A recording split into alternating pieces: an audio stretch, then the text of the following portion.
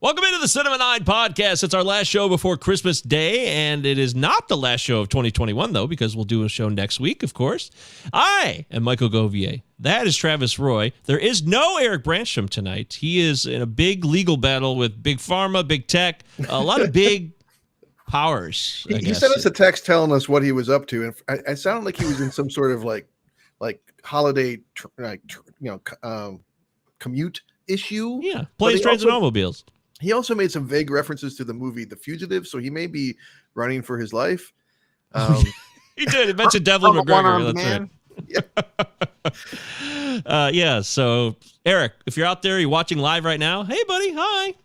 We have our guest today, though, a special guest, and he's from the Pop Goes Your World podcast. It is an excellent podcast. I first became aware of it by following one of the hosts of the show, Chris McBrien, who was a big fantasy baseball guy, but he started doing this show, Pop Goes Your World, with today's guest, Derrick Myers, and it's a great show. If you love pop culture, it's right up your alley. You got the great setup with the millennial versus the Gen Xer, so you get a little bit of both worlds going back and forth. Derrick, welcome to the show. Thanks for being here.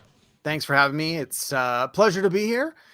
Always nice to get an opportunity to talk pop culture and some of my favorite movies with other movie aficionados. And my partner in crime, Chris, he has a very narrow mindset when it comes to movies. If it's anything that came out after 1989, he's predisposed to hating it.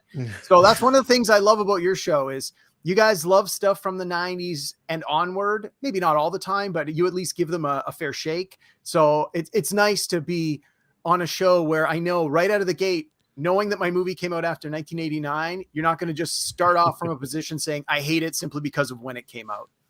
I think we're all technically millennials, I guess. I mean, we're like that weird in-between generation. So we're going to be kinder to those movies. We saw these movies when you did, probably, more or less. Yeah. I mean, I worked at Blockbuster Video in the late 90s. So you're in good company. I saw everything. And you guys are always calling. There was one of the shows you guys just did, and people were rhyming off their Blockbuster IDs. And I'm like, I was 207222. And yes. I'm like, we know all our numbers. We know the codes. It's like, yeah. That's awesome. Yeah, we're a special cult of people, the former Blockbuster employees. The blue and khakis. Yeah. the army of blue and khakis. It really was. Wow, that's universal. I mean, Derrick, if you don't know, Derrick lives in Canada. So Blockbuster, doesn't matter where it was, apparently, khakis, blue shirt with the yellow trim, of course. So. Of course. So today's show, Derrick selected, this is Derrick's choice, Galaxy Quest, the 1999 film starring Tim Allen, Sigourney Weaver, Alan Rickman. And we're going to find out if that holds up or not in our main course, our main event. Our co-host, Eric Brancham, is here. He says, have a great show. Good luck, Derrick. Welcome to the show. Can't wait to talk about Being the Ricardos next week. Aaron Sorkin definitely has some splaining to do. I haven't seen that one, so... I heard a review this afternoon that was not kind. And as a big Aaron Sorkin fan, that hurt me to hear it, but I'm still I watched it. I'll have things to say about it here in a moment. Excellent. Great. I didn't know it was available yet. I'll definitely watch that over the break. Although my life is always a break, so it's just like another week to me, actually. But nice. Yeah, well, sometimes you eat the bar.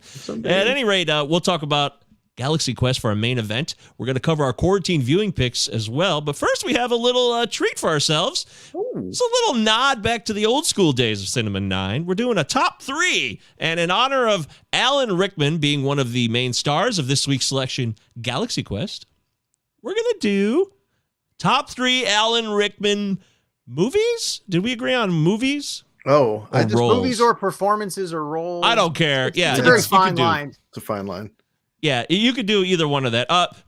As we get into that, though, Derrick, would you like to comment on your show? I know you just did 200 episodes. Yeah, so congrats. That's 3. Here, hip, hip, hooray! That's pretty cool, man. 200 episodes is a milestone, and you got to feel pretty good about where Pop Goes Your World is heading.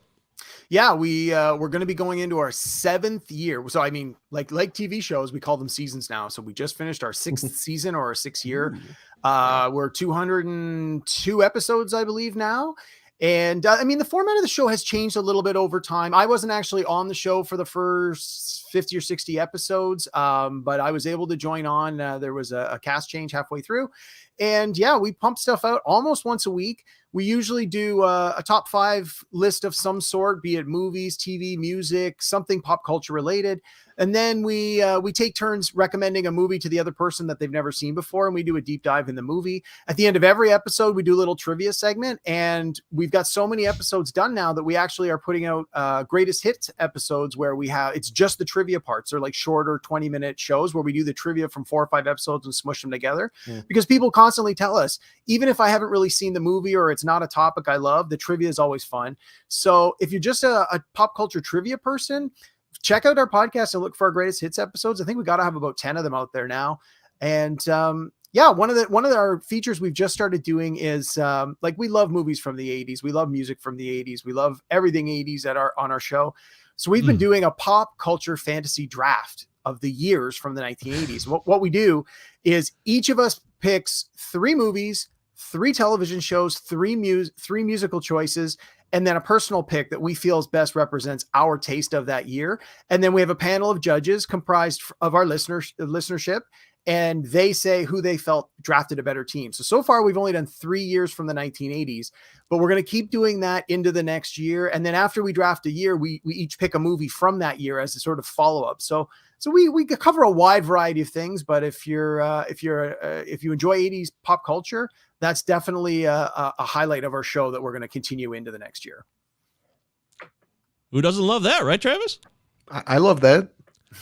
Well, and we're big fantasy sports guys, so it allowed us to combine. Oh, Travis loves fantasy sports. Oh, he's huge. Yeah, as you were saying that, I'm like, what is a draft? I've heard this word. It means beer to me. I don't know. Yeah, I mean, me and Travis have known each other for decades, and he's never been. I don't think we've ever had a conversation about sports that was not like making fun of it, or I mean, not making fun of it. I'm not making fun of it. I'm just, you know what I mean, though. I'm mystified by it as a cultural experience. Yeah, like who cares? Yeah, that's what it was. Okay, Derrick, this is perfect. You'll love this. Last week I brought up the movie that's Kurt Warner, the movie that's coming out on Christmas Day, and who's that? Travis is like, who the hell's Kurt Warner? It was they're both him and Eric were baffled by who Kurt Warner was. Yeah, I just made me laugh. No, the only sport I follow is hockey because I live in Canada. Other than that, I don't know anything. And you guys were talking about it last week, and they were like, "Oh, it's this thing on." What'd you say? Kurt something? And I'm like, "Who the hell is that?" See, he didn't know either. No, jokes on you, buddy. Jokes on you. Look at me. I will say this: Travis has been into hockey before. You have been a Wings fan at times. That's true. Yeah. I'm from Michigan, but your world is smaller than you realize. You're in an echo chamber, Mike. Sports fanatics. Why? All right, so let's get into the top 3 Alan Rickmans. We'll go from 3 to 1, of course, because that's the way you do it. Travis, why don't you lead us off here? I know you love Alan Rickman. You've always been a fan.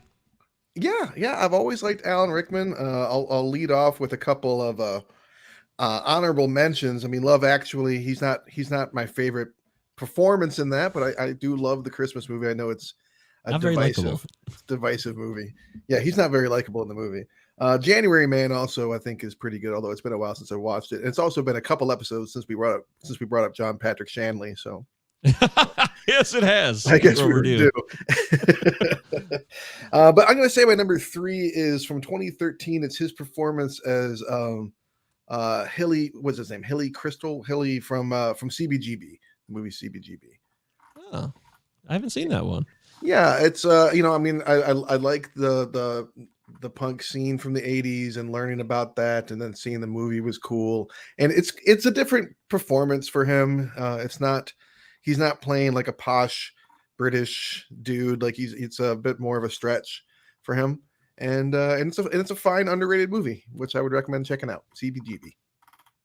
Oh, okay. Derrick, what's your number 3? My number 3 is the Kevin Smith film from 1999, Dogma. I mean, it's just, I'm a big fan of Kevin Smith, and I just loved the opportunity to see this movie where Alan Rickman, this proper British serious actor, has to say all the ridiculous, filthy Kevin Smith dialogue.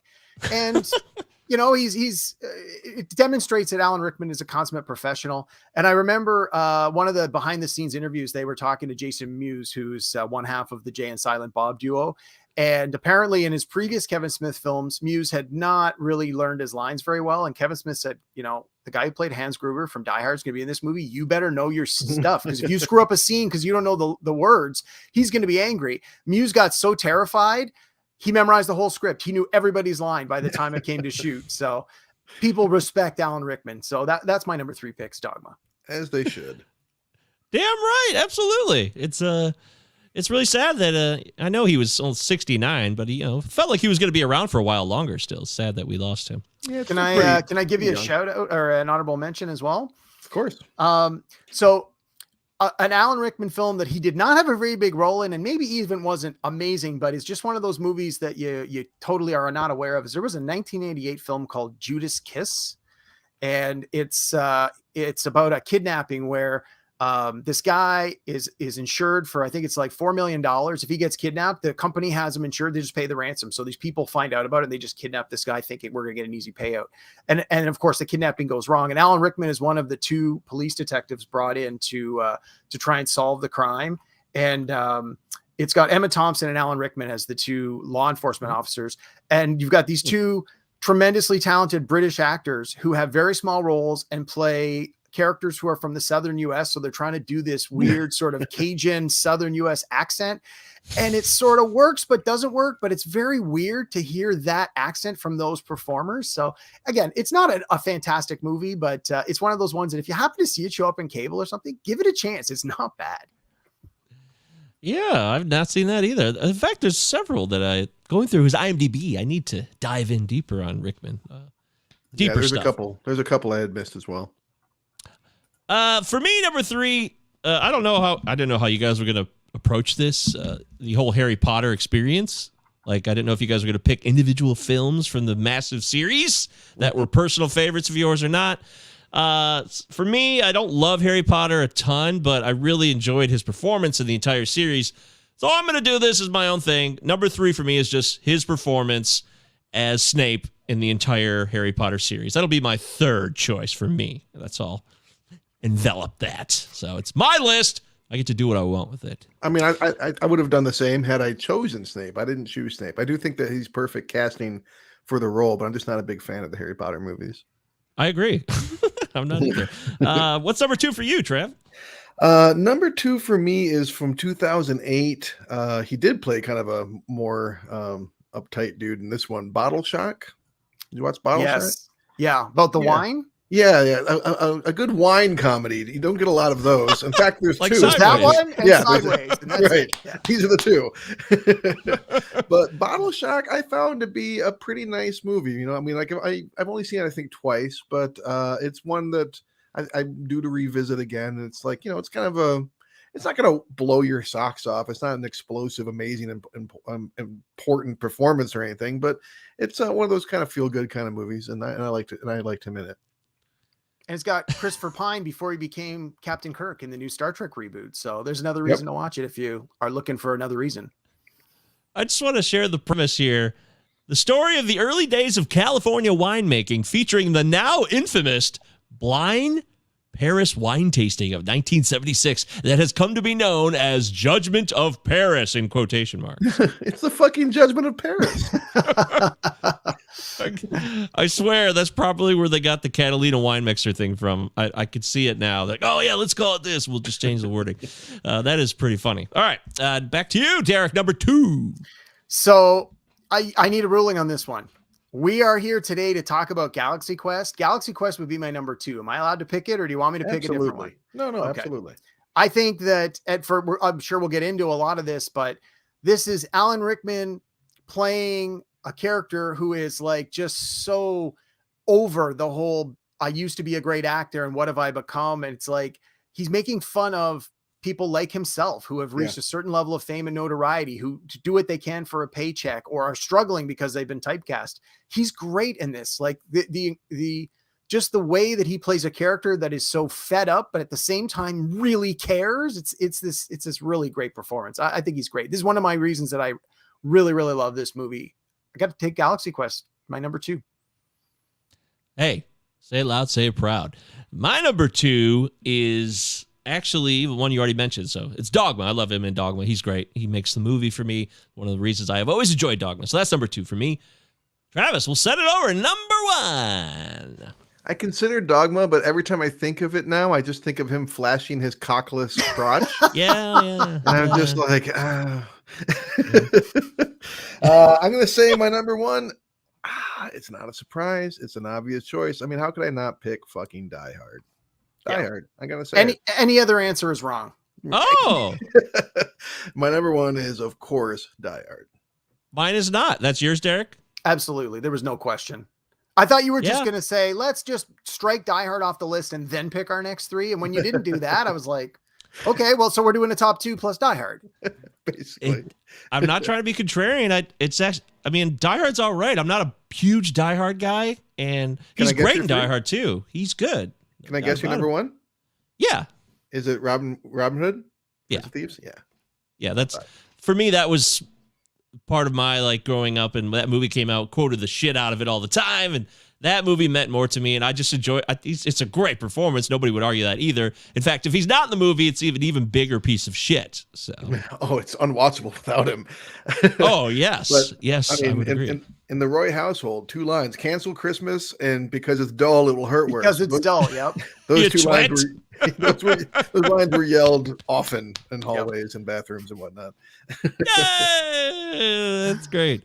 You, 10:30. You, 10:45. Bring a friend. This guy's just a scumbag. He doesn't hold back. He dives all the way. Yeah, bring a friend. All the way into the role. But he's angry about it. And bring a friend. Yeah. Yeah, that's good stuff. So, Alan Rickman, thank you for giving us wonderful entertainment over the years. And that was our top 3. Yes, very much missed. So, let's slide into the next segment, as they say. I don't know if they say that actually at all. You said that. I'm saying it. Yeah. Quarantine viewing picks. And by the way, somebody asked me last week, like, why do you call it quarantine viewing picks? Like, well, we started, in like a quarantine world, and that's very much what we call it. And I still like the term. I'm not trying to bring up a negative connotation or bum y'all out. It's just quarantine picked up. There was a massive increase in movie watching across the landscape. And I think that's pretty safe to say. Yeah, it's when we started the podcast. It's when, I was watching like 30 movies a week for a while. Yeah, I was thinking of you. I remember how much it was just movie fest for you. Were you unemployed or perhaps had a young child? No, I because of COVID, I was no longer working. Oh, okay. So I wasn't leaving my house or doing anything else for several months. So I just got really, really good at watching movies. And I watched some movies this week. I watched a lot of, in fact, it reminded me a bit of the early days because I've been on vacation this week, but also I'm kind of staying in because of Omicron. So I've watched a lot of movies.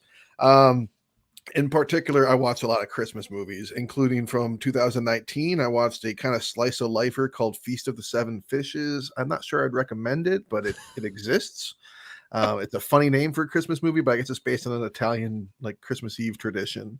Yeah, Deary's wife, Christina, she does this. The seafood thing. Okay. Yeah. The seven fishes thing. Yeah. It's very much a thing. So that movie exists. So if you celebrate that way, then you might particularly get some joy out of this movie. It does have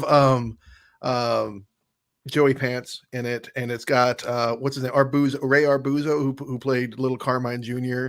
And the movie would be significantly better if there had been a lot more of the two of them in it. But here it is. Speaking of Sopranos.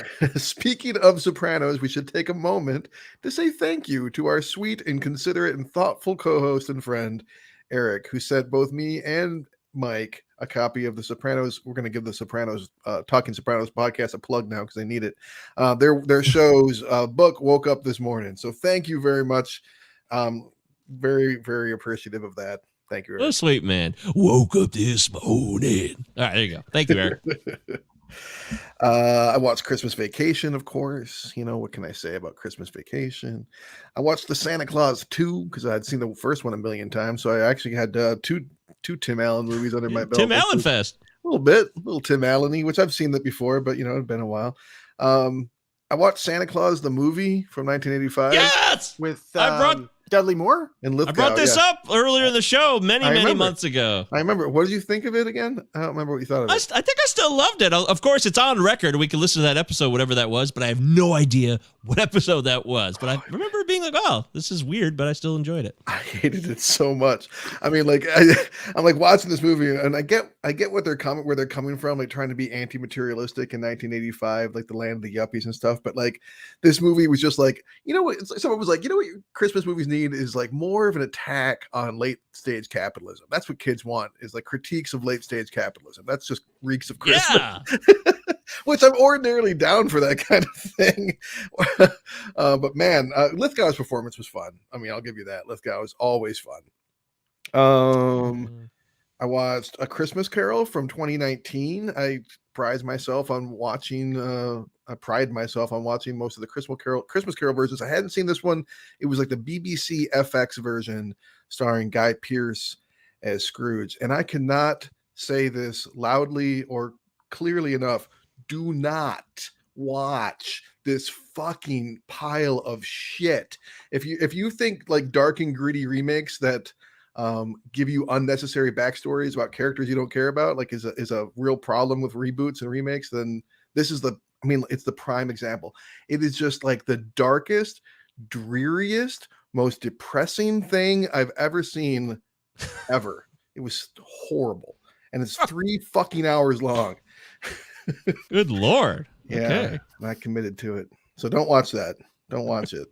And let's see. Watch a couple more Christmas movies. I watched Batman Returns. Watch it all the time for Christmas.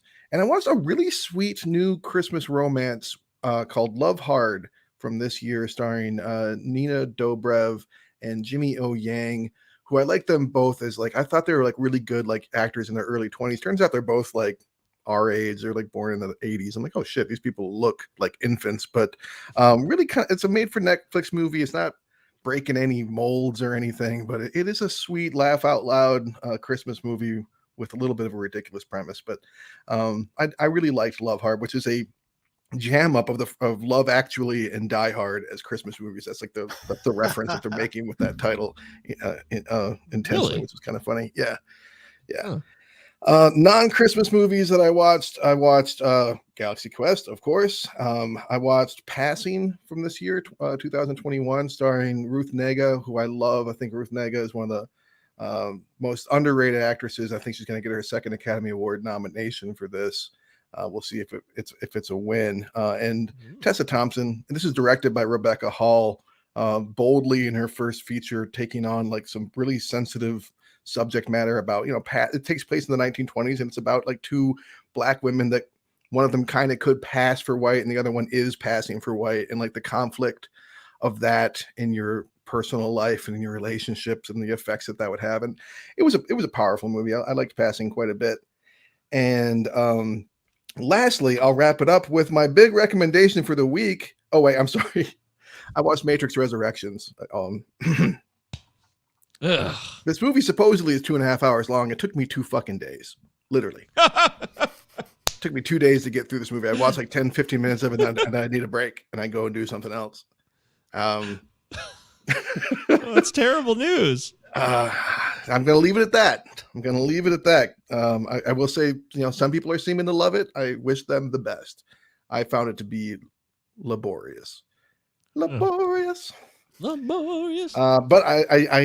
feel like Aaron Sorkin has no explaining to do. I absolutely loved Being the Ricardos. I thought it was one of the best movies I've seen this year. It's not displacing Pig for me. But I think it's one of the strongest movies of the year. And I think it's an important film, culturally speaking, because I think that people need a reminder of the importance and cultural power of Lucille Ball and Desi Arnaz. Like both of them, like they really helped shape modern pop culture. They helped shape the modern sitcom. I think that they don't get quite the credit that's due in anymore, historically speaking. And I think this movie goes a long way to like trying to contextualize their importance and the sway that they had over America's entertainment system. So yeah, I definitely loved it. I thought it was really fantastic. I'm looking forward to hearing Eric bash it next week. Yeah, I guess growing up in that era, Lucio Ball and Ricky Ricardo, the whole Desi Arnaz situation, they were like big stars as a child to me, but they've really disappeared from a lot of mainstream discussion, I guess. I mean, they're old now too, I guess, right. but yeah, I know what you mean, I think. All right, I'll knock mine out real quick, and then we'll leave it all to Derrick to have the floor. I watched some garbage, I'm sure, and I watched some decent movies, and I'm sure they were all wonderful. What did I watch? I did this thing where I didn't write it down this time, so like the whole week's a blur. It's like, where was I? Who am I? No, what I do remember clearly, I watched The Last Duel. How was it? The Last Duel's been shit on by society, although it has an excellent IMDb rating of like 7.5. So the people who do watch it are rating it well. It's a really bizarre movie. You got Matt Damon and Ben Affleck trying to be late 1300s Frenchmen. And it's actually has something in common with Prince of Thieves. It's funny we mentioned that because that's the same kind of vibe I got from them trying to act out like as these French noblemen and vassals, and they're like trying to put on an accent sometimes, and then other times like who cares? And Ben Affleck you gotta Google Ben Affleck's look in this movie. He's got a bleached blonde goatee, like chin tee, and this dumb haircut that is bleached blonde. I've never seen Ben Affleck look like this in a movie. It makes me laugh when I think about it, and it's long. It's like 2 hours and 40 minutes. So if you don't like that, you're not gonna like it. And they both have really stupid hair. Oh, yeah, they do. Yeah, David's mullet in this. Derrick, I don't know if you've seen this yet either. It's the stupidest haircut. It's supposed to. The thing about this movie is supposed to be historically accurate. It's based on a true story of one of the last fights to the death, one of the last duels to the death in France, supposedly. And there's even attempts to show Paris as accurate as it is in the late 1300s, with like the Notre Dame Cathedral being worked on in a way that it would have been worked on at that time. Like these details of historical accuracy, but then like everything else isn't at time. It's just a bizarre movie. I don't know. I don't know how I feel about it. It's strange. I would recommend watching it, actually, but I'd like to see what other people think of it. It's not like a total disaster, but I don't know. That's all I can say without going into more detail about that. All right. That it? That's your only one? Yeah, I mean, I'm sure I watched something else, but I mean, who cares? But you didn't do your homework, so we're going to just move on, right? Yeah, I don't even know what day it is. Who am I? What does it matter? Jackie Chan, who am I? Oh, geez, yeah. Who are you? Jackie Chan's Who Am I? I've never seen that. Where he's up on the mountaintop. Who am I? Come on. Yeah, it's when he goes down the giant building in, I think, Rotterdam. Yeah. Yeah. Wow. That was a blockbuster staple in the late 80s. Come on. Yeah. Good stuff. Wow, what a difference. Blockbuster video. I think besides The Last Duel, I want to just double check my list here. Oh, I watched Tick Tick Boom. How was that? I've been meaning to watch it. It's definitely a musical. It's definitely for drama kids and musical theater lovers. You'll love this movie. Andrew Garfield is outstanding. I didn't know he could sing this well. I don't know if it is him. I don't know how much of it is produced, and they can do anything these days, but it's a pretty solid film. And I don't love musicals all the time, but I enjoyed this one. I also learned a lot about a guy I didn't know much about, Jonathan Larson, who the story is about, who wrote Rent, the famous play. And I didn't know a lot about the background about him and what happened with the show and all this stuff. So I'd recommend it. Tick, Tick, Boom. Rock solid film. Rock solid. And then I did watch the Get Back. I said I'd watch it, and I did watch Get Back, and I thought it was okay. I trudged through the whole thing. And really? Just okay? Yeah, I wasn't like blown away. There's a lot of times where it was just like it wasn't as interesting to me. I'm just like, I'm sitting here watching these people do the thing, and yeah, it was dragged a bit. It needed about 2 hours cut out of it, honestly. I mean, like six hours would have been plenty, I think. I agree. A 2 hour film would have been too short, but I do think that there are moments where it's like, okay, yeah, I do kind of feel like I'm sitting while someone else is at work. Like I'm Yoko, just sitting here while watching other people work. That's it. That is perfect. That's the best way to sum it up. Couldn't say it better myself. Have you seen Get Back, Derrick? Not yet. It's on my watch list. My wife is a huge Beatles fan. Me, I'm sort of like, I came to the Beatles very later in my life. So yeah, I'm with you. I like them. I enjoy them, but their da-da factor just never really hit with me. I certainly enjoy their music, but I'm not the big fan that a lot of people are, especially a lot of people my age group and older are just like, oh, the Beatles. I'm like, you know what? Give me the Foo Fighters all day long. The Beatles, they're good. So. Yeah, I respect them. I'm with you there. That's how I'll leave it. Yes, 2 hours less would have been beneficial. I agree, Travis. That's a good call. But there you go. That's what I watched. And I will say this, though. When we do the next show, I guarantee I will have my thoughts on licorice pizza. It's my top priority. I'm going to go out there. I'll wear 3 masks. I don't care what it takes. Right. I want to see licorice pizza very badly. I'm very excited for that. So yeah, me too. Yeah. Well, let's go see it together. Me and you. Come on. I'll bring a 12-pack of Cherry Coke Zero. Yeah, that's how I'll get you. All right, let's turn it over to Derrick now. Derrick, this is your chance to tell us what you've been watching, what you'd like to recommend. The floor is yours. Okay, so here in Canada, around this time of year, they always give us free channels through our cable provider in an attempt to get us to buy them for the rest of the year. And so we have this movie package where there's 4 channels. One's dedicated to movies from the 70s, the 80s, the 90s, and the 2000s. And what I usually do is I just set up my recorder and I record a ton of stuff that I haven't seen in a while or I've never seen before. So I got a chance to go back and visit or revisit a couple of classics, but I got a few on the list I'd never seen before that I finally got a chance to see. The first one is the movie All That Jazz. You guys seen this one? It's from, I think, 78, 77, 70, somewhere in that neighborhood. It's got Roy Scheider, the guy from Jaws. He was nominated for an Oscar. It's a story of Bob Fosse, directed by Bob Fosse. It's fantastic. And I'm not a big musical guy, but the dance sequences, the choreography, this movie was great. I watched it and sort of went, how have I never seen this before? It was fantastic. I can't recommend that one more strongly. It was great. Even if you're not like, I'm not a song and dance musical, trust me, give it 30 minutes. And if you're not in love with it, then just turn it off. But I think most people will realize that far into it. They're like, I need to know where this is going. It was fantastic. I got a chance to revisit a classic that I have seen many times before, another musical, The Rocky Horror Picture Show. I hadn't seen it in a while. Still never seen that, by the way. I know all about it. I feel like I've seen it because it's been so kind of redone and discussed in pop culture, but I've never actually sat down and watched it. No, I got a chance to sit down and watch it again. I was pleasantly surprised at how many of the musical numbers and songs I actually remembered all the words to. So I'm sort of watching it and singing along, which again, 2 musicals in 1 week is very uncharacteristic of my movie habits, but there we had that. Then of course, with the new Matrix coming out, all the other ones have been on TV. So I had to watch the first one again. I happened to sit down right as it was starting. And I thought, well, I'll just watch the first half. Oh, I'll just watch the next 20 minutes. Oh, I'll just watch the next, and the next thing I know, I've watched the whole movie. So you can't say enough good things about the original Matrix film. It's fantastic. It holds up. It's so good on so many levels. Not 2 and 3. 2 has its moments. 3 is pretty weak. I actually want to rewatch 3 before I go and see part 4 this weekend. And I'm not looking forward to my part 3 rewatch, but I figure if I don't, I might not get enough out of part 4. So I'll do my part. I had a chance to watch an 80s movie classic that I had never, ever, ever seen before. The Adventures of Buckaroo Banzai, which also has Lithgow. We were just talking about Lithgow. Yeah. I'd never seen it. I knew very little about it.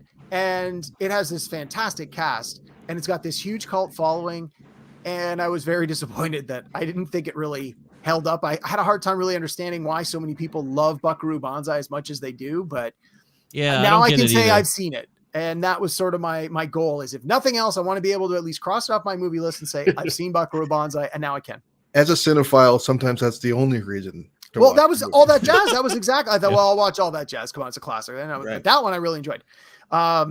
We went out and saw the new Spider-Man movie. I won't say anything really about it spoiler wise, because I know some people haven't seen it and there are a lot of things that potentially can get spoiled in this. So if you are a fan of the MCU or a fan of the Spider-Man movies, Tom Holland or any of that stuff, I strongly encourage you to go see it. And the internet will ruin things for you if you haven't seen it, if you don't see it soon. So if you are interested, I encourage you to see it soon. Yeah, I'm running out of time. Yeah, you should get on it. And then I saw, so Tony Scott and Ridley Scott are two of my all-time favorite movie directors. Tony Scott, even I have him in slightly higher regard than Ridley Scott. R.I.P. Tony Scott. I got a chance to watch the movie Domino, which I had never seen before. Loosely based on a real life story about the supermodel who becomes a bounty hunter. And it was decent. You could really see that it was sort of him learning how to do things and setting himself up for Man on Fire, which is my all-time favorite Tony Scott film. So Domino, very stylistic. It was decent. Again, had a big cast, a lot of people. You're like, a lot of like that guys. You're like, oh, I know who that is. Again, not amazing, but decent. And then finally, I watch a lot of documentaries. I had a chance to watch a documentary called Paper and Glue. It was on CNN. I think it was done, if I remember correctly, by Ron. I want to say Ron Howard's production company was one of the executive producers behind it. That may not be entirely true, but it was some big famous person behind it. And I'll just read you the quick synopsis of this one. It's it's called Paper and Glue, and the description says, using unexpected canvases, JR, who is the artist, intent is to give a global voice to everyday people through a genre blending combination of public art, photography, and large format spectacles. Basically what he does is he's a photographer, he takes pictures, and he turns his pictures into these giant posters that are like 100 feet by 120 feet, and he pastes them on the side of a building. But he does it in such a way to bring attention to various social issues and people who don't have a voice. And it was fascinating just to see how this thing came together. It's not in tremendous wide release right now, but the IMDb score is 8.8 out of 10. Now, it doesn't have a lot of voters, but when something rates that high, it's usually worth a watch. So Paper and Glue is a documentary. Strongly recommend that one. So got a lot of movies under my belt this week. I have also been on vacation. Yeah. Good time to watch movies. Yeah. Oh, that's wonderful. All right. Thank you, Derek. There it is. Those are the movies that people have watched on the show that you are absorbing right now. Whether it's live on YouTube, which you can sub our YouTube channel, we would welcome that as we head into 2022. Always looking for more subs. And Spotify is now rating, and it's live. So you can rate our show 5 stars on Spotify by just clicking on the little star there below the description. It really happened, Travis. You were right, and it's here already. So it's an exciting time for everybody here. Rate us 5 stars. It's a big deal. It is. So please do rate us 5 stars. So far, not enough people have rated us for it to even show up. What? From what I can tell. So please help us out. Get on there. That's a load of crap. I am on my phone right here, and I have rated our show, and I've rated Pop Goes Your World 5 stars. Derek, just so you know, right here. Thanks, sir. There it is. Yep. Boom. Done. I did it. Nice. Yay. Pop Goes Your World. Yes, if you're listening to the podcast, you have no idea what's happening, and I'm sorry for that. Okay. Let's get to our main event now. Live here with Derek Myers from the Pop Goes Your World podcast. Me and Travis and Derek are going to talk about Galaxy Quest, the 1999 film, starring Alan Rickman, Tim Allen, Sigourney Weaver, and a host of others. Does it hold up or not? Well, we'll find out at the end of this segment. First, Travis, do you remember the first time you saw this film? Take us back in time. I do remember. So this movie, we may not be doing a Christmas movie this episode, but it did come out on Christmas Day in 1999.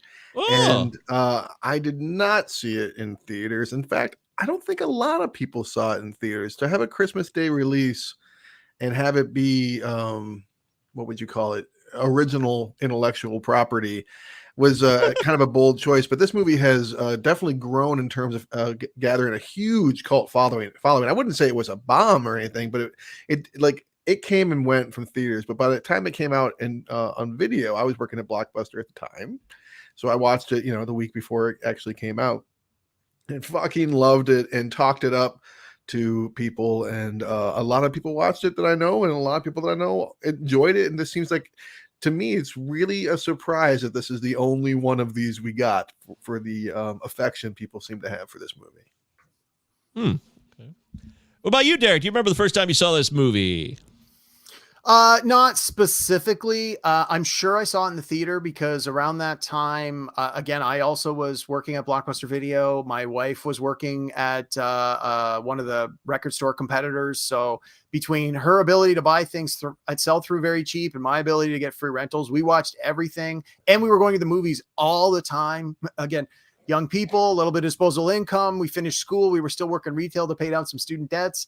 And so we saw everything. So although I don't specifically remember seeing the theater, I remember seeing it when it came out. And just like Travis said, we would talk it up to our friends. We would talk it up to the customers where we worked.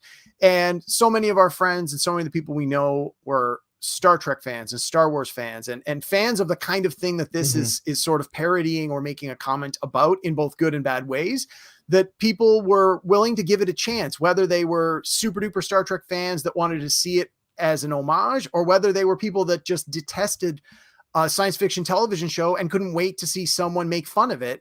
It sort of hit both notes simultaneously, and it gave everyone a reason to check it out. And I do remember a lot, like everyone in my peer group loved it. I remember buying a copy on DVD as soon as it came out. This is on constant replay in my house. Not so much lately, but when it first came out, very memorable. Lots of good quotes. Whenever it comes on cable, we certainly watch it no matter where it is. This is one of my all-time faves. Love it. Yeah, well, I kind of remember it coming out, but I never saw it. This was my very first viewing of this film. Oh, really? So, Derek, yeah, you exposed me to Galaxy Quest for the first time. I've been inundated with a lot of YouTube videos about this movie, so I actually have seen a few scenes before I actually saw the whole film, because there is a lot of content based on this film, and I would say it's a spoof, but it's not. It's a lot of things going on here all at once, and we'll discuss all of that, as Eric likes to say, later in the show, which will be in like a couple minutes. But first, IMDb score. Derek, did you look up the score? Travis, did you guys look up the score? So I did, but I knew you were going to ask me this. So before I looked on the page, I sort of picked a number. So the number I picked, I thought it was going to be a 7.1. That was my guess before I looked. I'm going to guess that I don't think it's going to be in the 7s. I do think it's beloved, though. I'm going to say 6.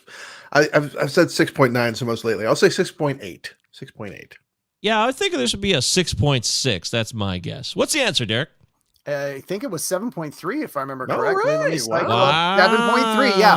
I remember thinking the same as you guys. It's probably high 6, low 7. I thought I'll go on the high side, 7.1, and then I saw it was 7.3, and I was very pleasantly surprised. Yeah, that's a little higher than I would have guessed. That's yeah. All right. The critics love this. 90% from the critics. They love this film. So for a lot of reasons. Audience a little less, 79, but still an excellent score. Nothing to be ashamed of, Galaxy Quest. Good job. As far as critical reviews individually, I'm sure that some people had some good things to say, because like we said, 90% is very high. Lisa Schwarzbaum of Entertainment Weekly gave it A- with no commentary. So that is not useful to anyone. I'll move on from that. Whoops. Got a That Roger one blew- Ebert review there. His is usually... Oh, Nelly. I got a good feeling Roger's going to be chiming in on this one. This is in his prime, right? I'm hoping maybe Destin will show up for this one. I haven't seen nice. Goody Coons either, Travis. No Goody Coons this week. Do you know Goody Coons? Derek, do you know Goody Coons? Only from when you guys talk about it on your show. Otherwise, I have no context outside of your show. For all I know, that's a person you guys went to school with. Like, I have no idea. What's his first name again? Craig? Bill. I believe it was Bill. Yeah, Bill Goody Coons of the Arizona something. Goody He works Coons in is Arizona. one name. I thought it was a woman. Goody Coons. Nope. That's why we're so amused by it. It's his last name. There we go. TIL. Today I learned. We get a big chuckle out of people's surnames, I guess. Oh my God, that's so funny. Wow. Roger Ebert said, the movie's humor works best when the illogic of the TV show gets in the way. Okay. So Did he give it a number of stars out? He usually gives a 4-star rating, right? Yeah, 3 out of 4 stars. 3 out of 4. That's pretty respectable from Roger Ebert. Absolutely, it is. The illogic gets in the way. Interesting. Tom Long of the Detroit News, our local paper, said, a big, dumb piece of fun that will do little for your heart or intellect, but will undoubtedly leave you laughing. Thank you for the demonstration. I added the laugh, yeah. Oh, that was laughing? Sorry, I wouldn't have known if you hadn't have laughed. I'm trying to laugh like the aliens. You got to do the clapping. Sometimes what's his face would like dive more into like this alternative accent / I'm an alien trying to talk like a human thing, and then other times it would pull back. It was like more wispy, like then he would lose that part of it. It was weird. It kind of showed up half the time, but that's not important to the movie. Mick LaSalle said, this movie is more than one joke or one idea. It's a thoroughly satisfying comedy and a respectable space adventure as well. So, what do you say to that? I agree. I think that's the movie's main strength is that, it's like a spoof / homage, but it's also a genuinely like good action flick. Like there's real stakes and all that going on. So, I think that hits the nail on the head pretty well. Yeah, I'll tell you this as a first-time viewer. It's always weird because this movie's 20 plus years old now. I had a hard time getting into it. It starts off to me like so typical. You were commending Derrick, Alan Rickman's performance in this movie earlier in our Alan Rickman top 3. And to me, it was just like tired. Oh, okay, these are actors who are disappointed with their lot in life and this roles that they hate, and they're doing these dumb conventions. And it's all clearly Star Trek tribute stuff, obviously. Right. They're Trekkies or Questies or whatever they were calling them. Questarians. I can't remember exactly. That was it. Questarians? Yeah. I got it right. Okay. And so buying into the movie early on, I was like, it was really a hard time for me. I wasn't laughing. I didn't think it was funny for the first 20 minutes or so. But then once they shoot over to this guy realizes he goes to space and comes back. When he gets sucked up by the goo and he gets shot off into the universe, I had a good laugh at that, and I was impressed by the fact that they tried to make it real. Like he was terrified that when he came back, everybody, that would scare the fuck out of you if you were shot off into oblivion. That was the laugh of the movie for me. Was him like landing next to his pool and like quaking with fear at the existential fright of what he just experienced. Well, and a few minutes later, when the rest of the cast show up and the aliens are in their real form and they're freaking out, and then they change back into, they're like, oh, sorry, our devices weren't turned on. They look like, and then Tony Shalhoub shows up and he's like, what's going on? And then Sam Rockwell's character like just freaks.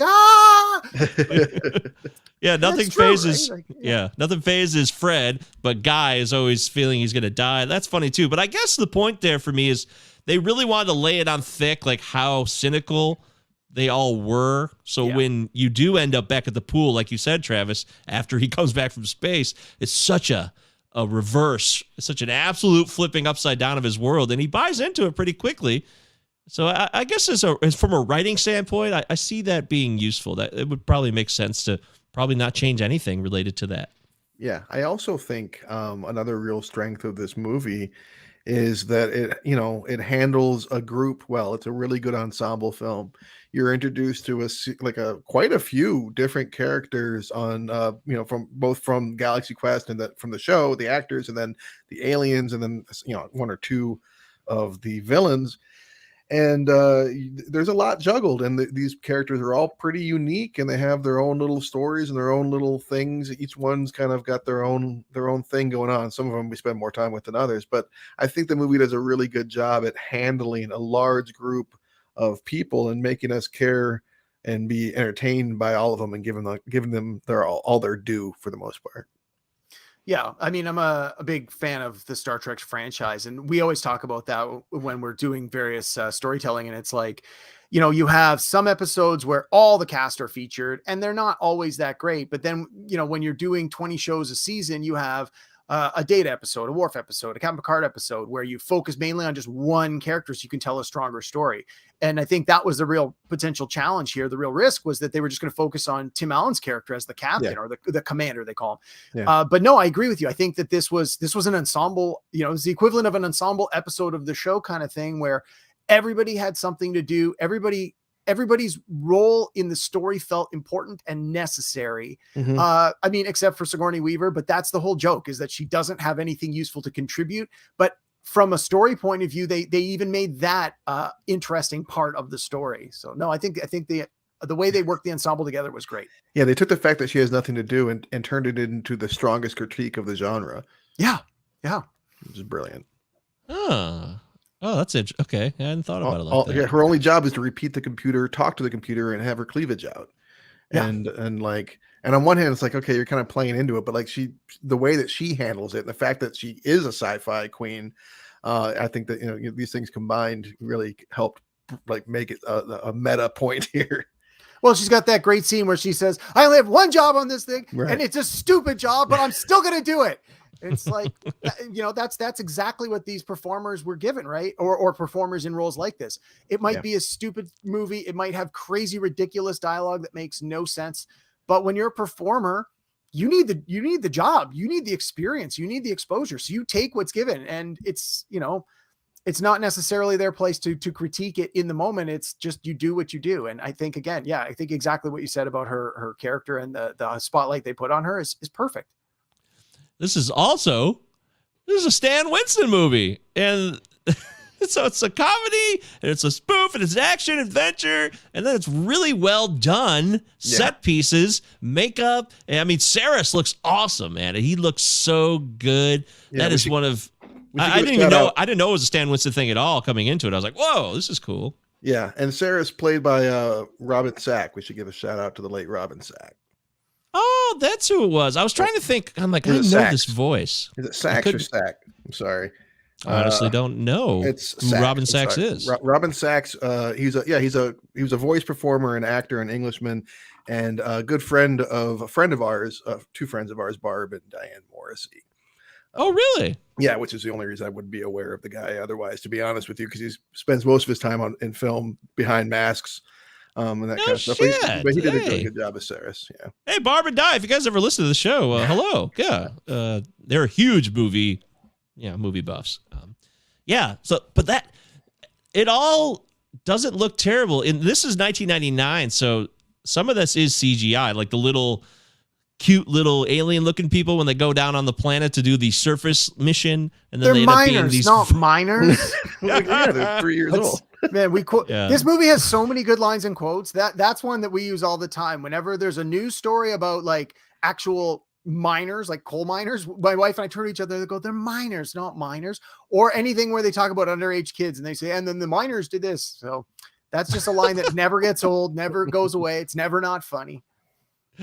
Yeah, but that's true. That's a good one. But there's also, the CGI looks pretty decent. It doesn't look terrible to me. Except for Garignac. I think the rock monster looks terrible. Okay, He looks like something out of a PS1 game. You're probably right about that. But other than him, I think that the CGI and the practical effects mix pretty well here. Yeah. Yeah. So this movie has an ending that is so riddled with like, it's so meta on top of meta. It's too meta to even like function, because they crash back into the real world. It's not a TV show, into a con, into like a Comic Con, a Trekkie Con, a Questarian Con. Yeah. And then they all come out one by one, being introduced. They've just saved this alien race. They've saved people's lives. They've saved the galaxy, maybe. And then it's just like, back to business, like nothing ever changed. So the audience buys all of it. They're all cheering. And when Tim Allen and Sigourney Weaver make out, like, oh, woo, romance. It's just it's so many layers going on in that ending that we could spend a whole show just talking about that. It's pretty impressive to probably pull that off. He kills a sentient being in front of a large audience, and they all just laugh. Like, they don't think to themselves, how did this clearly living organism, this bipedal thing, just vanish once he shot it? Where did it go? Yeah, right. Well, I assume they all thought it was just part of a staged thing, but it's a ridiculousness and of course he does the rolling before he shoots at the end. The whole thing, does the rolling help? Yeah, it does. But it doesn't, because he loses his gun. Right. Yes. So there's always so many nods. Yeah. And everybody gets everybody gets their send up. Captain Kirk gets his send up. You found a way to get your shirt, to lose your shirt. Acting in Hollywood gets a send up. Geekdom gets a send up. The actors themselves on the other side get a send up. It's everyone, but it's all done fairly lovingly, which is the key point here. It's not making fun of this. This is not like a mockery. Right. Yeah. I mean, exactly. It does take itself seriously, at least seriously enough to sort of make its point. And it's not that tongue-in-cheek, wink, wink, look at us, aren't we clever? It's, there's a little of that sort of meta going on, but that's part of the whole thing of fandom is fandom. And that's part of the reason I suggested this movie for this show is fandom. And the fact that this is sort of a send up of nerd fandom from the late 90s which is a critique of the fandom from the 80s and 90s, it definitely still holds true to this day, if not more so. Like, look at how big and commercial an event like the San Diego Comic-Con has become. Like, it went from a literal comic book show with a few comic people having panels to now it's like that's where you launch stuff, and it's just grown exponentially. And I'm not saying that this movie is the reason for that, but I think that this movie came out at a time where there was a clear indication that it was starting to grow. And I think that it was sort of the right movie, the right time, the right idea. I think if this movie had come out 5 years earlier, it probably wouldn't have done as well. And I think if it had come out 5 years later, it might not have hit the mark as accurately, because I think sort of that fandom would have been too much. So it was sort of fell right into its own sweet spot. And I think that's part of the reason it has lasted as long as it has. I think that's a good point. That's fascinating. You're right. The absolute explosion, the MCU and Comic Cons all over the country, and cosplaying. It's been huge over the last 20 years. And this movie comes at a time where it does fit in to be like, wow, hey, maybe this really did play a role into that whole realm. It was hard not to think of it now when you're watching this movie, and it's so based in that culture. It just seems like it was run of the mill back then. But there were Trekkies, they were known thing back then in the 90s. But they were like distinct. As yes. Trekkies. Like we were aware of them because of their conventions in a way. Like, wow, these people still care about this TV show from 30 years ago or whatever it was. Yeah, and they were ridiculed in a way too. Right. Yeah, I mean, it wasn't that many years before this where you had things like the Saturday Night Live sketch where William Shatner's like, move out of your parents' basements. Have you ever kissed a girl? Like, that was the joke, was let's make fun of these people for being super fans. And this movie comes out at a time where there's starting to become a little more acceptance of being a fan of a niche franchise or a science fiction or whatever you might be. And like today, people are fans of absolutely everything. Like, you can meet one guy who says, I'm a Star Trek fan. The next guy says, I'm a My Little Pony fan. The next guy says, I'm a horror movie fan. And it's like, but you can all enjoy your thing and respect other people for having their own fandom. And this movie, when it came out, there was still sort of a little bit of a stigma around this where I'm a big Dungeons and Dragons nerd. I played Dungeons and Dragons for 40 years. And I have a buddy that I went to high school with who is still an in the closet gamer. Like, he doesn't want the people that he met in his adult life at his job or that he met when he went to school to know he's a Dungeons and Dragons player. Even when he started dating his wife, he told us, do not mention the fact that we play D&D anywhere near her. And because he was embarrassed, he felt that this was this thing to be ashamed of, to have this love of some nerdy something or other. But today that's just not the case. And so again, when this movie came out in 99, it was right on that cusp of, do you tell people that you're a big Star Trek fan? Oh, I love it. I love Next Gen. I've seen all the movies. I've seen all the original series. Or are you just like, yeah, I'm a movie guy, so I'll go see this. Like, it was sort of an interesting, sweet spot at the time. I would also, now this is something I did think about. Fan service has exploded. The MCU being one of the leading charges of this. Star Wars even too. A lot of fan service in film. And it's something I've had several discussions with different people from different points of view on it. Some people love it. Other people think it's like, why are we being so sycophant-like in our movie making? Other people think it's cool that the fans have more control or more say, the Snyder Cut, things like that. And maybe this movie is partly to blame because the whole Justin Long character and the whole sequence that you see at the beginning, like you mentioned, Derrick, he gets chastised, he'll get a life, but then they need him and tell him how real it very much is. And by the way, when he goes out to throw away the trash in a life or death scenario, that was funny too. Taking out the trash. I think he does a really good job, Justin Long, in this role. It's a small role, but very, very believable. Yeah. This would be the first time I would have seen him, I'm sure. Yeah, it was early for me. The scene where he's running out with the Roman candles and the parents are like, what are you doing? And he explains it. And then the dad just looks at the mom and goes, well, at least he's going outside. So again, it's still that even in the movie, you have people making fun of these fans. So again, I think that says a lot about the time and when the movie came out. And Susan from Seinfeld is the mom, by the way. That's right. I knew she looked familiar. Good.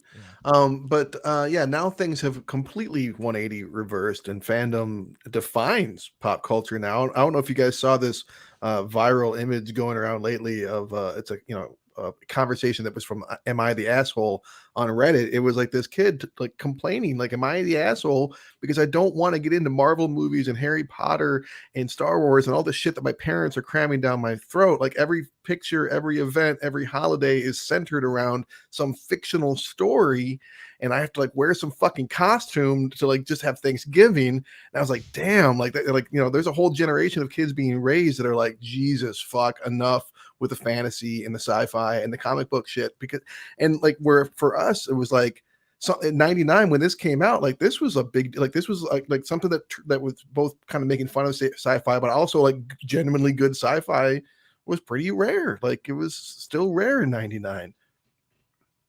That's a great point. That's a really good point.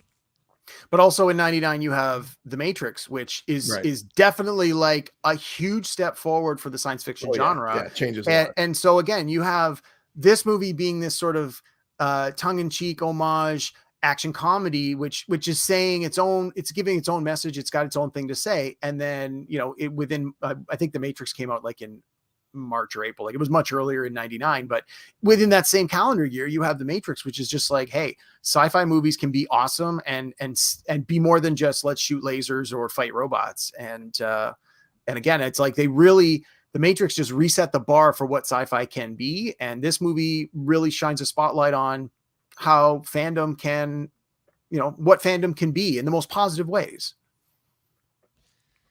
Yeah, I guess you're right. That you guys explained it quite well, because I've thought about that for a lot of minutes last night, surprisingly. And I'm not going to blame one movie for any situation that Hollywood finds itself in anyway. So that's well said. What else is so great about this movie that I'm missing? I mean, it's a comedy, it's action adventure, it's slapstick in moments, the dialogue's goofy. You got great side characters in this with Sam Rockwell playing Guy, and like you said, Tony Shalhoub. I think the two of them go a long way. In this movie, and that again, it goes into the casting. It's not just the fact that it's an ensemble film and that you have these memorable characters. They were really smart about their casting. I mean, this and Green Mile were a big year. It was a big year for Sam Rockwell, but he had been doing a lot of stuff in the indie scene before this for like a decade, and really had his chops. Tony Shalhoub, I mean, even by 99, I don't think Monk was on the air yet, but he pretty much established himself as like, oh, he's a great character. Like people were starting to learn his name even by that point, He had been in Wings for what, 5 seasons before this? Yeah. So, I mean, he was a known commodity. Yeah, but I think that he had really branched out. Like I don't think he was by this point, he wasn't thought of as the dude from Wings. No, I agree. Yeah. So I think that the really strong acting and these characters, these two in particular, I think are really, really funny. Almost every quote that I wrote down was a line from Guy. I mean, he has the best lines constantly through the movie. Just and even just his that's not right. Just his delivery of stuff is just so great. And then, is Tony Shalhoub supposed to be playing an Asian? Is that like his name, like his character's name is Chen, and like his fake last name is Kwan, and every time he says his name, he does this weird look, and he kind of like squints, which is a little iffy to say the fucking least. I never noticed it before, but I noticed it this morning when I watched it. But that aside, his character is so funny because he's clearly like stoned. I actually think there's several references to stoned. I always just assume that he's supposed to be high, super high through this whole movie because he's always eating. Right. Well, that was always, and just his casual, like, hey guys, like that. I mean, you never see him actually taking anything like that in the movie, but I think that's the strong implication. Yeah. There was I want to say it was Hollywood Reporter that at the 20-year anniversary of the film did a really great oral history, and he talked about how his character basically played like it was like he wasn't really high anymore, but he had just smoked his brain away, and like like through the 70s and 80s, and like as a celebrity had just like he was like completely stoned out, and then also on top of that, I think that he was like experiencing some level of trauma, like he was in shock too. I think that he's like accepting everything because he's just like completely out of it. Yeah, that's fair. Yeah, there's a literal line where I think it's Guy Rockwell's character saying, "Are you stoned?" Right towards the end of the movie, which is like the best time to put that role because put that line because the whole movie you're like, what is with this guy? And for the guy to finally ask the thing at the end, like, "Are you stoned?" Like you're wondering. One of the things I think the character of Guy is necessary, and I think he steals a lot of scenes. And I mean, he's the audience stand-in, right? He's not a part of this crew that knows each other so well. And he says the things that we as fans would say in these circumstances, or he asks the questions, or they explain stuff to him, what they're really explaining it to us. And it's like, I love when they go to get the beryllium sphere and they just open up the ship and he's like, "What are you doing? You don't know if there's air out there."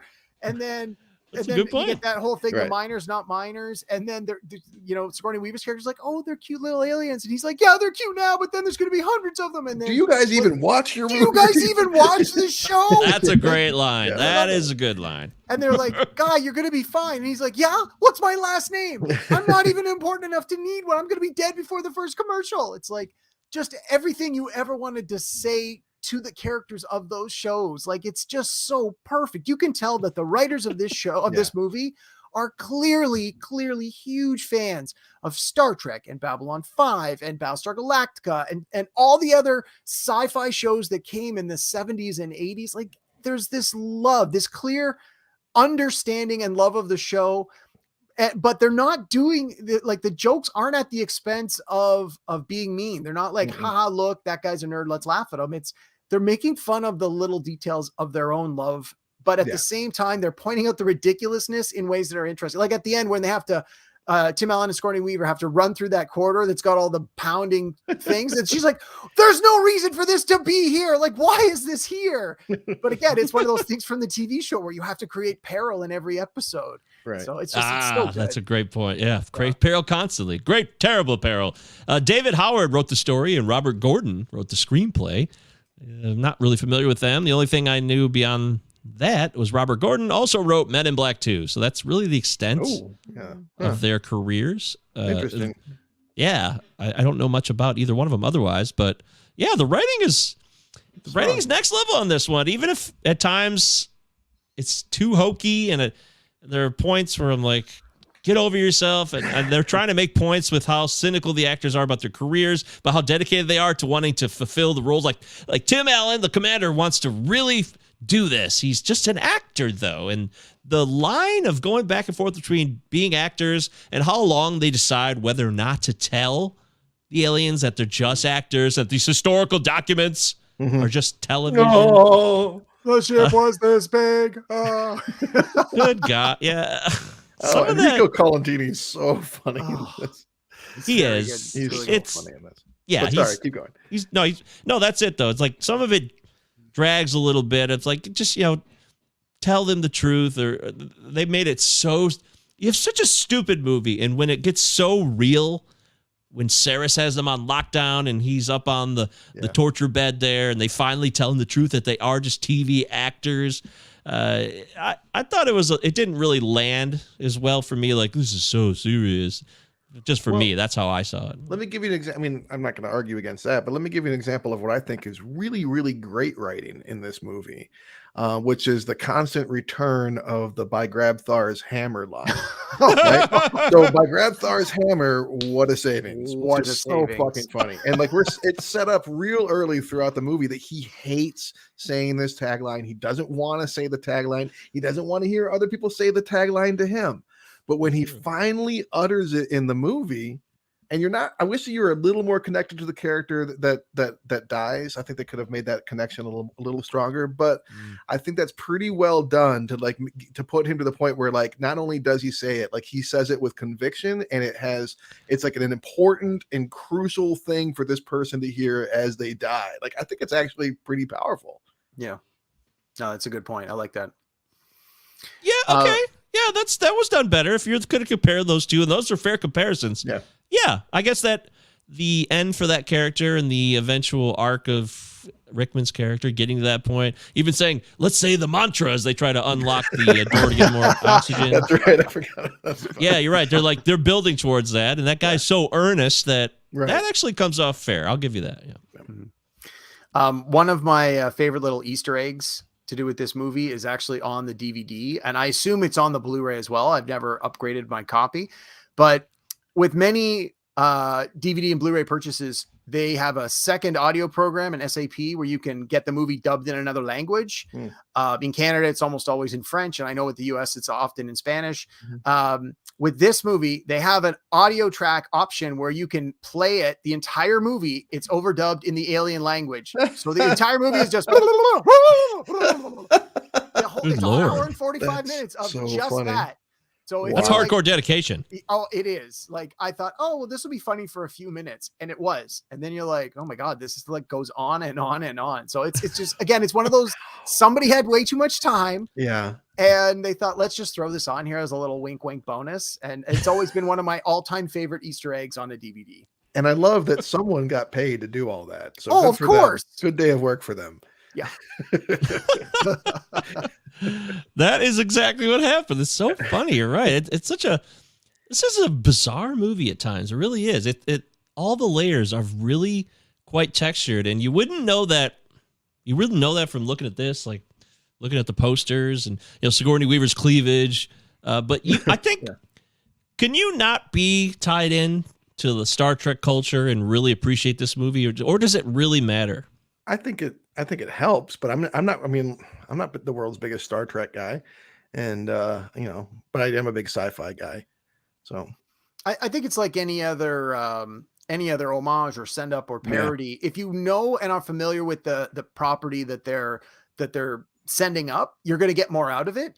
But if it's a quality product, in this case, if this movie is a quality movie, you don't need to have that background to understand it and to get the most out of it.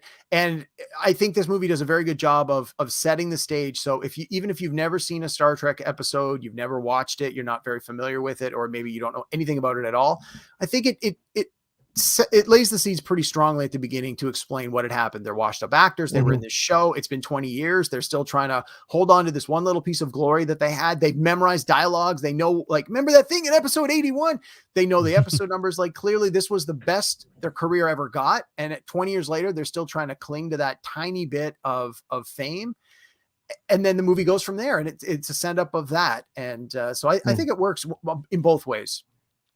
I also want to say I think that this movie has my favorite product placement in it of all time, which is when they're crashing on the planet and Fred is eating the handy snacks, like he's spreading the little thing of cheese with a little plastic doodad under the cracker and eating while everybody else is freaking out. That is so fucking funny. Oh, that's funny. A handy snack of all things. When Laredo has to drive for the first time, fly the ship out of the garage, if you will, out of the spaceport. That's really good. I'm not even into Star Trek at all either, but imagining that they've faked this stuff for years, and now it's just as you have it designed on the set. That's how it works. Yeah. So you got to let that go and just say, yeah, well, I'll just do what I did on the set and it'll drive the thing. But the fact that he's moving this massive spaceship and it's dragging against the wall there, he's embarrassed. They're all nervous. That's pretty cool. I'll give the movie props for that. We have a early Rainn Wilson hanging out in the back, waiting for us to notice that he's going to be famous someday. Yeah, that's right. Sure. Yeah, he's just chilling. He's got one line. Yeah, I think he does. He introduces himself as some type of person that runs something, and then ends up not really having much to say for the rest of the movie. It's like, oh, that's too bad. Also, you look through the IMDb trivia and all this stuff. Supposedly, this was a darker movie. There was a much darker tone, but they cut it down to PG after test audiences didn't like it. So I wonder what that movie would have been. That may have been the right call. This movie did not need darkness. No, I don't think. But I noticed when I rewatched it this week, there were a few scenes where the language had clearly been overdubbed. Like Sigourney Weaver clearly uses the F word at one point, and you can read her lips, and they changed it to "screw this" instead of "F this."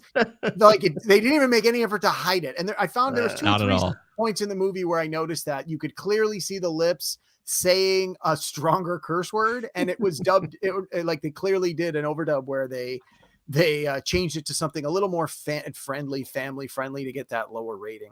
That's not great. Yeah, that's true. There's also, so Sigourney Weaver's character is a clear homage to I don't know her name, but she's a Star Trek girl who got probably way too much fandom and obsession thrown her way. She was a beautiful woman, but she was Next Generation. Yeah, I believe it was Next Generation. Star Trekkies would know more about that than I would, but a lot of that character is very real too. And I actually thought a lot about that after the fact. A 7 of 9, right? Isn't that what it is, Derek? 7 of 9. Yep. That's the homage. Yep. I assume that's who that's supposed to be a send up of. Yeah. Jerry Ryan's her real name. Yeah, that's her name. Yeah. So. Yep. Well, anything else, guys? We're almost getting to that point where we gotta call it out. I found it really convenient of the mines to go easy on the Galaxy Quest crew and then kill everyone from the bad alien side. That was nice of the mines. They drive the whole thing. It just doesn't really affect them. It's just it's like a bumpy trip. And then they gather them all up and throw them at the other aliens, and it kills them all. I'm like, oh, okay, that's convenient, but that's fine. Yeah, hey, that's fine. That's fine. It's that kind of movie. Yeah, it's all good, right? Yeah. My Grab Thar's hammer. Derek, before we go into it, is there anything else we didn't cover? You selected this movie, so I want to make sure we get you on the record while you're a very special guest for the Pop Goes Your World show. No, I think we did a pretty good examination here, a good deep dive. I love this movie. I've seen it probably between 10 and 20 times. I mean, I've put a list together not too long ago of movies I've seen more than 25 times, and it's a ridiculously long list. So when I say I've seen a movie 10 or 15 times, that's not really a big deal in my overall movie watching. But this one definitely. Strange Wilderness? No, I haven't. Stop pushing this movie. No one likes it but you. Yeah, that's it. It's a movie I've seen more than 25 times. That's all. Fair enough. But no, I mean, I love this movie. I've seen it many times. I think it's got a lot of great quotes, a lot of repeatable quotes. There's a lot of lines from this movie that are repeated in my household many times as certain circumstances come up. I think Sam Rockwell steals almost every scene he's in. He's got some of the funniest bits of dialogue, but this movie's great start to finish. Sometimes you watch a movie and you're like, well, it's good, but the last 20 minutes kind of sucked. Or, there's that part in the middle where I just fast forward when I watch it. There's none of that in here. In my opinion, I like it start to finish. Every scene has a purpose. I don't really think there's huge sections that you could cut out. I mean, you might be able to trim a few seconds out of some scenes, but overall, I think it's solid. I think it holds up quite well, even though it's 20 years old for all the reasons we talked about. And I would definitely recommend this to a lot of younger people. As you talked about earlier with fandom, it's like the parents are thrusting upon their children. Here, these are the things that I loved. You need to watch them. And a lot of them, without that context of what the parents have from their life experience, things don't hold up. I think this one actually would and does very well. So I would certainly have no issues recommending this to younger people today. I think it's great. I love it. You just reminded me of Never Give Up, Never Surrender. That was something I swore. Is that taken from something else? Because it was so common to me. Maybe it's just a phrase that people say anyways. That's why it's easy to remember. But I started to mix it up with the Buzz Lightyear to Infinity and Beyond. And I'm like, Tim Allen has like these mega one-liners of film history, which is kind of weird because Tim Allen's not a great actor, but he's not a terrible actor either. I mean, he's like right down the middle. He really is, in my opinion. Yeah, I honestly, when he was on TV doing the Home Improvements, it was never a show I really enjoyed, but I seem to remember him getting nominated for awards for that. Yeah. And the show ran forever, so there was a big enough fan base between the performers and the writers and the quality of that show. But one of the things I did think was funny was at the very beginning they show us what the show was like 20 years earlier, which I guess at the time would have been like the early 80s or the late. Growing a mullet and the hair. Yeah, I was gonna say. I think that they did a really good job of showing what these characters could have or were supposed to have looked like back then versus how they look now. And I think they all look better now, at least the older versions of themselves. Yes. So, whether or not that's the case with Hollywood people, but I always thought that was a good little wink, wink, the idea that they had like terrible 70s, 80s hair at the start. Well, Travis, you want to go next? Sure.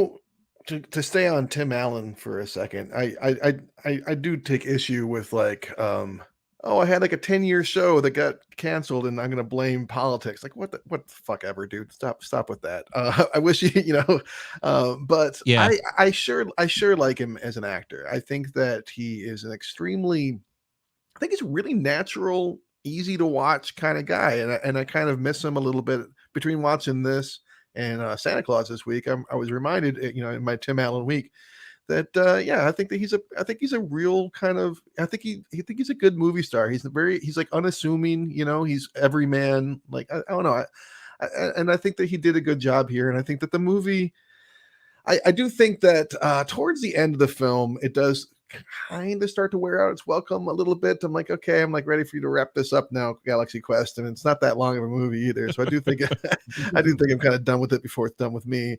But as I was saying last week, typically, when I watch these films and I'm asking whether or not it holds up, as I'm watching it, I can answer the question. And as I was watching this, I'm like, yeah, this holds up. This movie's still funny, still good, still looks really good. The special effects, I mean, like it for being over 20 years old, it really looks just fine on my TV now. Like, I mean, it doesn't look dated at all, really. And it's topical. It's funny. You get people, some really talented actors just having fun together, clearly having fun working together. I still really like Galaxy Quest. It holds up. There it is. Travis and Derrick have spoken, and I will finish by saying, yeah, Tim Allen's a weird. He's a weird dude in the stratosphere of Hollywood history to me. A little bit. He's unique, I guess, in a way. It would be a better description. Even though he's pretty bland at times. I mean, he's just like rock solid. He's just there. He's funny. He could be charming.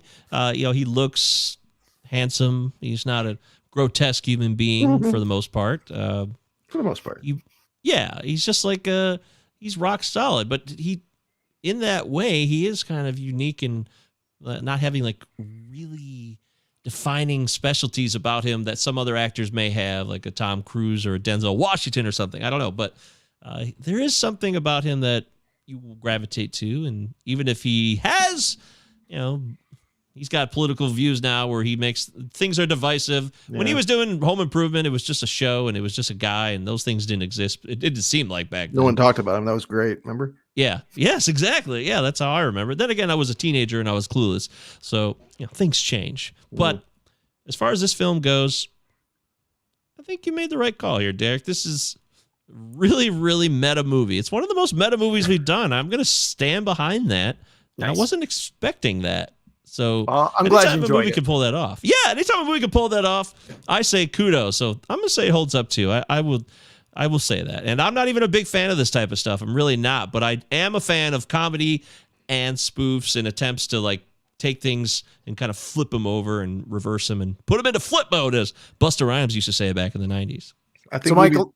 Sorry, let me ask you, Mike. If you had to give this movie a score out of 10, what would you, as someone who came to it new today, like this was your first time seeing it, what would you give it? I think a 7 out of 10 is solid. That's fair. What about you, Travis? You've seen it before. What do you give it? And now that you've rewatched it recently? Yeah, 7 sounds good. I think that's actually what I gave it on IMDb. Yeah, and I'd go probably a little higher, probably 7.5 for me. But yeah, I think that's right in the right ballpark. So we all seem to be in about the same place with this. Yeah. I'm not getting any Galaxy Quest tattoos, but it's a totally enjoyable movie. Well, I mean, we'll always have this. I kind of liked it better for those that are listening, not watching. Mike has the images behind him, and he's arranged it in just such a way so that he sits perfectly still. It looks like he has luxurious long blonde hair, and Alan Rickman and Tim Allen are locked up on either side of him, like Charlie's Angels style. It really looks perfect. We should make that the image for the YouTube. Lullaby. Nice. Yeah, look at me.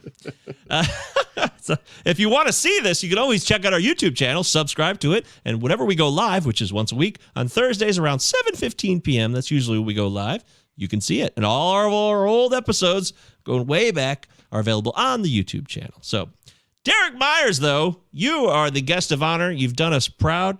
You certainly are clearly among our class of movie aficionados, cinephiles, movie buffs. You definitely belong here. You could like Fright Night more. Uh-oh. That's other than fair. That. Well, I mean, you'll have to go back and listen to the latest episode of Pop Goes Your World and get my full take on it. I don't hate it. I have some critiques, which I think I articulated pretty well on the show. You did, and I do recommend listening to the episode. It was a good episode. And I appreciate that. So for everyone listening, please check us out. Pop Goes Your World. We do it. Usually we do a new episode every week. It drops very late Thursday night, very early Friday morning. And we're on a hiatus for a couple of weeks over the Christmas break. But come January, we'll do our 2021 year in review. Then we're right back into our usual shtick. So guys, thanks for having me on the show. I had a great time. If you ever want me to come in, I'd be happy to come back. Whether you want me to recommend a movie or whether you've got a movie, you just need someone to come and chat about it. I've been listening to all your back episodes, and I'm shocked at how close our movie tastes are. You have a lot of really obscure, deep cut movies on your list that I love, like The Fire in the Sky that you did a few weeks ago. That's like one of my guilty pleasure movies. You did Just Friends last week. Again, a movie I love. Yeah.